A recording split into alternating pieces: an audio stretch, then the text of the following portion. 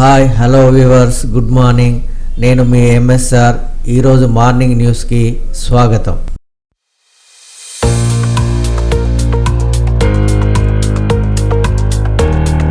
రైతులను ఇబ్బంది పెడితే కఠిన చర్యలు, దరఖాస్తుల తిరస్కారానికి సరైన కారణాలు చూపాలి. ఆగస్టు 15 నాటికి వీలైనన్ని భూ సమస్యలు పరిష్కరించాలి. ఇందిరమ్మ ఇండ్ల నిర్మాణంలో పేదవాడికి ఏ సమస్య రాకూడదు. లబ్ధిదారులకు దగ్గరలోని ఉచిత ఇసుక ఇవ్వాలి. జిల్లా కలెక్టర్ల వీడియో కాన్ఫరెన్స్ లో మంత్రి పొంగులేటి శ్రీనివాసరెడ్డి. రేవంత్ జైలుకెళ్లడం ఖాయం. ఫోన్ ట్యాపింగ్ కేసులో ఆయన అరెస్ట్ అవుతాడు. రాహుల్ ఫోన్ ను మానిటర్ చేస్తున్నట్టు అనుమానం. కాంగ్రెస్ బీజేపీ కలిసే ఫోన్ ట్యాపింగ్ చేస్తున్నాయి. ఇరు పార్టీల ట్యాపింగ్ ఉదంతంపై విచారణ జరపాలి.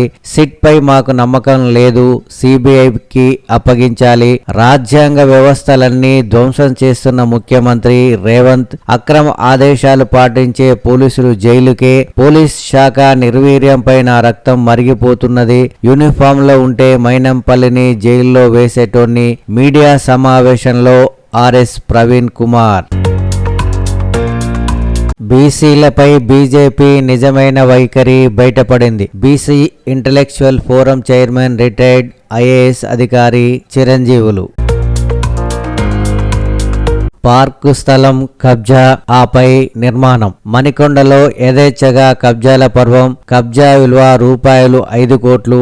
పట్టించుకొని మున్సిపల్ అధికారులు. పార్కు స్థలం కోసం పోరాటం చేస్తాం బీఆర్ఎస్. కార్పొరేట్లు క్విట్ ఇండియా. మోదీ సర్కార్ పై రైతన్నల రణగర్జన. దేశవ్యాప్త నిరసనకు ఎస్కేఎం పిలుపు.